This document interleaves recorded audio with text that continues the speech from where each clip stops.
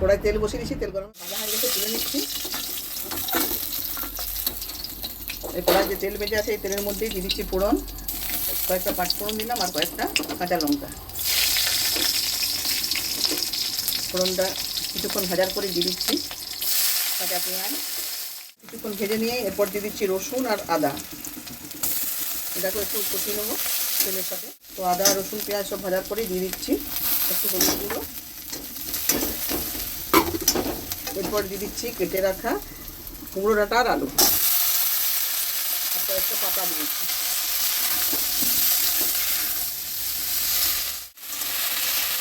এর মধ্যে দিয়ে দিচ্ছি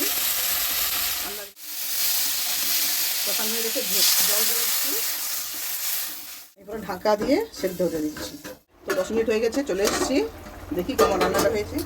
তো রান্নাটা হয়ে গেছে বন্ধু, দেখুন কত সুন্দর একটা গন্ধ বেরিয়েছে। এরপর দিয়ে দিচ্ছি মাছ দিয়ে একটু ফুরিয়ে নেবো, দিয়ে নামিয়ে নেবো। কুমড়ো ডাঁটা দিয়ে মাছের ঝোল, দারুণ একটা রেসিপি। কিন্তু আমরা লাউ ডাঁটা দিয়ে বেশিরভাগ বানিয়ে থাকি, সজনে ডাঁটা দিয়ে, কিন্তু কুমড়ো ডাঁটা দিয়ে খুব কম বানানো হয়। কিন্তু কুমড়ো ডাঁটা দিয়ে বানিয়ে দেখবেন, খুবই সুন্দর লাগবে। আপনারা সবাই ভালো থাকবেন, সুস্থ থাকবেন। তো রান্নাটা হয়ে গেছে, নামিয়ে নিচ্ছি।